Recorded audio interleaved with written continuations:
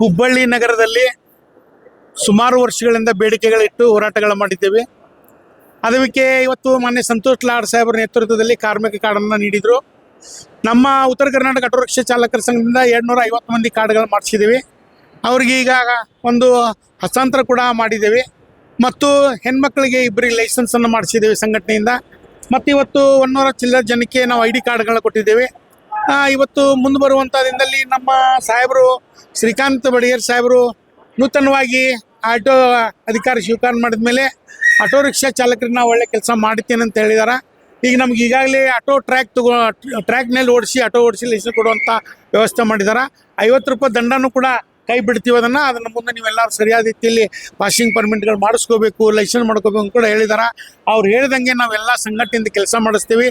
ಮತ್ತು ಈ ವಿಶೇಷತೆ ಏನಂದರೆ ಆಟೋ ರಿಕ್ಷಾ ಚಾಲಕರಿಗೆ ಭಾಳಷ್ಟು ಈಗಾಗಲೇ ಹೇಳಿದ್ದೀವಿ ನಾವು, ದಾಖಲಾತಿಗಳು ಇಟ್ಕೋಬೇಕು, ಲೈಸೆನ್ಸ್ ಹೊಂದಬೇಕು, ನೀವು ಇನ್ಶೂರೆನ್ಸ್ ಹೊಂದಬೇಕು, ಫಿಟ್ನೆಸ್ ಇಟ್ಕೋಬೇಕು ಅಂತ ಹೇಳಿದ್ದೀವಿ.